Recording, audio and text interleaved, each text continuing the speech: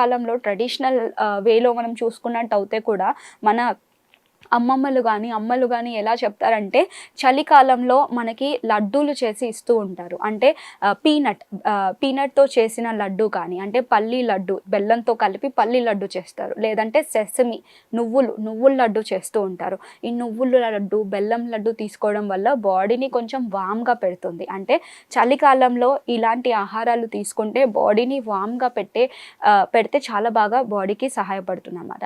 So అలా మీరు రెగ్యులర్గా ఈ బెల్లంతో చేసిన పీనట్ లడ్డు కానీ సెసమి లడ్డు కానీ తీసుకోవడం వల్ల మీ బాడీని వార్మ్ చేస్తుంది. అండ్ దీంతో పాటు బాడీకి కావాల్సిన న్యూట్రియంట్స్ కూడా అవైలబుల్గా ఇస్తుంది. అండ్ చాలామందికి అసిడిటీ గ్యాసెస్ ఇష్యూస్ ఎక్కువగా పెరిగిపోతూ ఉంటాయి. అలాంటప్పుడు మీరు ఈ బెల్లం ముక్క లంచ్ తర్వాత డిన్నర్ తర్వాత ఒక ముక్క తీసుకోవడం వల్ల బాడీలో అసిడిటీ కానీ గ్యాసెస్ కానీ బ్లోటింగ్ కానీ ఫ్లాట్యులెన్స్ అంటారు, ఇలాంటివన్నీ రాకుండా ఉండడానికి కూడా మనకి ఈ బెల్లం అనేది సహాయపడుతుంది. బెల్లంని మనం నెయ్యితో మిక్స్ చేసి తీసుకోవడం వల్ల ఇయర్ రిలేటెడ్ సమస్యలు ఏవైనా ఉంటే కూడా తగ్గిపోతాయి అన్నమాట. సో బెల్లంని మనం వామ్ మిల్క్లో మిక్స్ చేసుకొని తీసుకోవడం వల్ల కోల్డ్ కఫ్ ఇలాంటి ఉన్నా కానీ కూడా తగ్గిపోతాయి.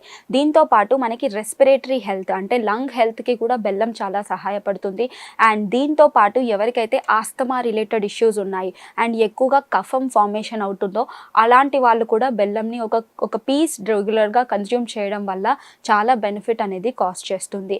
వైటమిన్ ఏ స్థాయిలు కూడా ఈ బెల్లంలో ఎక్కువగా ఉంటాయి కాబట్టి మనకి కంటికి సంబంధించిన వ్యాధులు కూడా తగ్గించే అవకాశాలు ఉంటాయి. సో వైటమిన్ ఏ ఎక్కువగా ఉంటుంది కాబట్టి బెల్లంని రెగ్యులర్గా కన్జ్యూమ్ చేసుకోండి. అండ్ బెల్లంని మనం ఎలా చూస్ చేసుకుంటున్నామో అనేది కూడా చాలా ఇంపార్టెంటే. మనకి వివిధ కలర్స్లో బెల్లం అవైలబుల్గా ఉంటుంది. చాలా లైట్ కలర్గా ఉన్న బెల్లంని చూస్ చేసుకోకండి. ఎక్కువగా డార్క్ కలర్గా ఉన్న బెల్లంని కంపల్సరీ తీసుకోండి, ఎందుకంటే ఇందులో న్యూట్రియంట్స్ ఎక్కువ ఉంటాయి. ఈ కలర్ని తగ్గించడానికి చాలామంది కొన్ని కెమికల్స్ని కూడా యూస్ చేసుకుంటూ ఉంటారు. అందుకే లైట్ కలర్లో ఉన్న బెల్లం కన్నా ఎప్పుడన్నా మీరు డార్క్ కలర్ ఉన్న బెల్లంని చూస్ చేసుకోవడం మంచిది. అండ్ పాల గురించి వచ్చినప్పుడు పాలు డెఫినెట్లీ హెల్దీయే.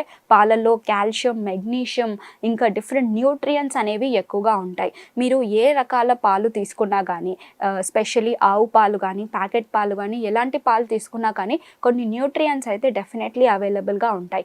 మీకు ఏది రెగ్యులర్గా మీరు యూస్ చేస్తారో అదే పాలు మీరు రెగ్యులర్గా కన్జ్యూమ్ చేస్తూ దాంట్లోనే కొంచెం బెల్లం ముక్క యాడ్ చేసుకొని తీసుకోవడం వల్ల బాడీకి చాలా బెనిఫిట్స్ వస్తాయి అన్నమాట. సో చిన్నప్పటి నుంచే పిల్లలకి స్టార్ట్ చేయండి. అండ్ మీరు కూడా రెగ్యులర్గా